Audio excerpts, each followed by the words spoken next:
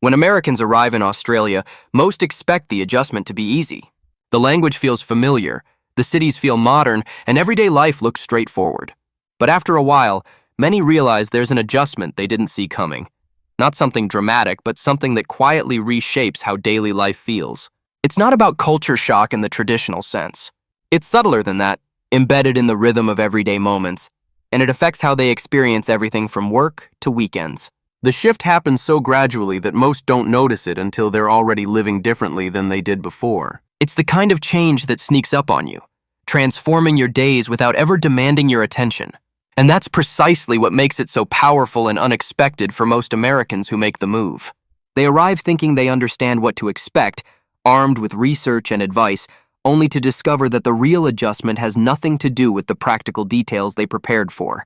It's deeper than that, more personal, and ultimately more transformative than any guidebook could have warned them about in advance. At first, Americans often move through Australia the same way they would back home. They keep the same pace, the same expectations, and the same habits. Nothing immediately pushes them to change, which is why the adjustment doesn't announce itself right away. The coffee shops look familiar, the grocery stores carry recognizable brands, and the work environments seem comparable. Everything feels manageable, so they assume they've already figured it out. They wake up at the same time, check their emails with the same urgency, and approach their schedules with the same intensity they always have. For the first few weeks or even months, this approach seems to work perfectly fine.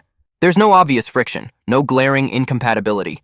Life continues as expected, and that familiarity creates a false sense of having already adapted completely to their new environment.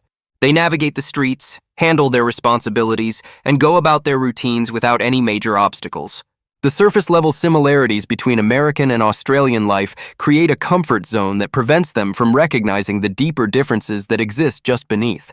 Everything seems so similar that they don't look for what might be different. And that's exactly when the real adjustment begins to take root, without them even realizing it's happening to them. Over time, the difference appears in how days unfold. Life doesn't feel rushed, but it also doesn't feel unstructured. Australians move with a steady rhythm that doesn't demand urgency, and Americans slowly begin to notice that their usual sense of pressure doesn't fit the environment as well as it used to. Deadlines still matter, but they don't dominate conversations. Plans still exist, but they don't feel rigid. There's a balance that takes time to understand. Meetings start on time but don't feel tense. Projects have timelines but allow for breathing room. The workday has structure, but it doesn't consume everything else. Americans start to feel the difference between being busy and being productive, between filling time and using it well.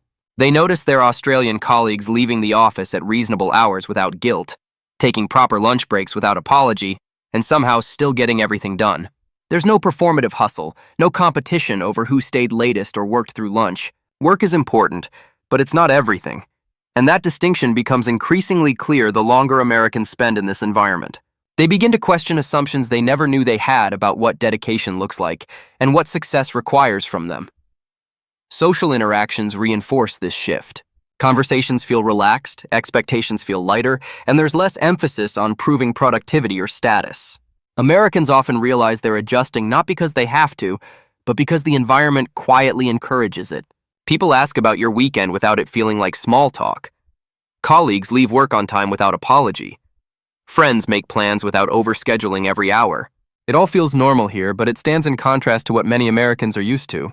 There's genuine interest in how you spent your time, not just what you accomplished. Social gatherings don't require elaborate planning or justification. Someone might text to suggest a barbecue this afternoon, and it actually happens without weeks of coordination. The casualness isn't carelessness. It's confidence that life doesn't need to be complicated to be meaningful and fulfilling. Friendships develop without the constant need to schedule and reschedule. People show up for each other without making it a production. There's less talking about how busy everyone is and more actual connection happening in the present moment. Americans find themselves relaxing into conversations, not mentally planning their next task, and discovering that relationships can deepen when you're not always rushing to the next thing on your calendar or checking your phone. If you enjoy understanding how everyday life feels different around the world, subscribing helps you catch more of these real, experience-based observations as we explore life across different countries. These are the quiet details that don't make headlines but shape how people actually live. Every week, we examine these subtle cultural differences that transform daily experiences in ways most people never expect, until they're living through them themselves. We dig into the unspoken rules, the invisible rhythms, and the small adjustments that end up mattering more than the obvious differences everyone talks about. This isn't about tourism or surface-level observations. It's about understanding what daily life actually feels like when you're not just visiting, but truly living in a place. These insights come from real experiences, honest conversations, and the kind of observation that only happens when you pay attention to the details that most people overlook. If that resonates with you, subscribing ensures you won't miss future explorations of how different cultures shape the texture of everyday existence in ways both subtle and profound. Another part of the adjustment comes from time itself. Plans feel flexible yet respected, and moments don't feel rushed or wasted. Americans often find themselves slowing down without consciously deciding to, simply because the pace around them makes it feel natural. A coffee break isn't just a caffeine refill, it's an actual break. A walk along the beach isn't squeezed between obligations, it's part of the day. Time starts to feel less like something to manage and more like something to inhabit. Weekend mornings don't require an itinerary. Evenings don't need to be maximized for productivity. There's permission to simply exist without constantly optimizing every moment. Americans discover they can enjoy a meal without scrolling through their phones, have a conversation without checking the time, or spend an afternoon doing very little without feeling like they're wasting precious hours. The Australian approach to time isn't about laziness or lack of ambition. It's about recognizing that life happens in moments, not just milestones. There's value in the unplanned, meaning in the spontaneous, and richness in the unhurried. Americans start to understand that efficiency isn't the only measure of a well-spent day, and that some of the best experiences come from leaving space for whatever happens, rather than controlling every variable and scheduling every minute of their waking hours. Daily routines begin to change as well.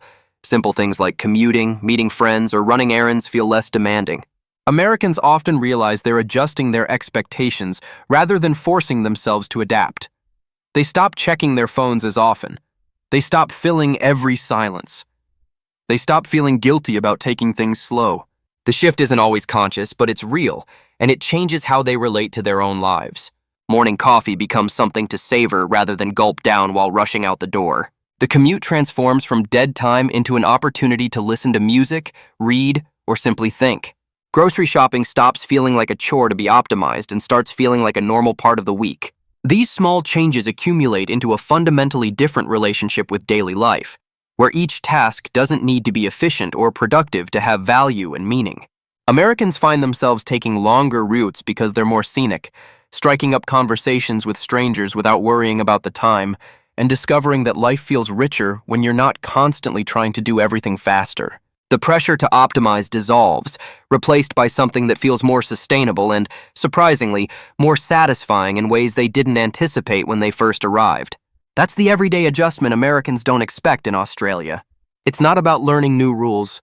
It's about gradually letting go of old ones. If this perspective resonated with you, share your thoughts in the comments and subscribe for more stories about how daily life quietly shapes our experiences around the world. Because sometimes the most meaningful changes are the ones we don't see coming. And understanding these subtle shifts helps us appreciate how different cultures approach the universal challenge of simply living well and finding balance in everyday existence. These observations matter because they reveal something fundamental about how we organize our lives and what we prioritize, often without realizing we're making those choices. When Americans look back on their time in Australia, many say it wasn't the landmarks or the tourist experiences that changed them. It was this quiet recalibration of how they moved through ordinary days. That's the adjustment worth talking about, the one that stays with you long after you've left, reshaping how you think about what matters and how you want to spend the time you have in this world, wherever you end up calling home.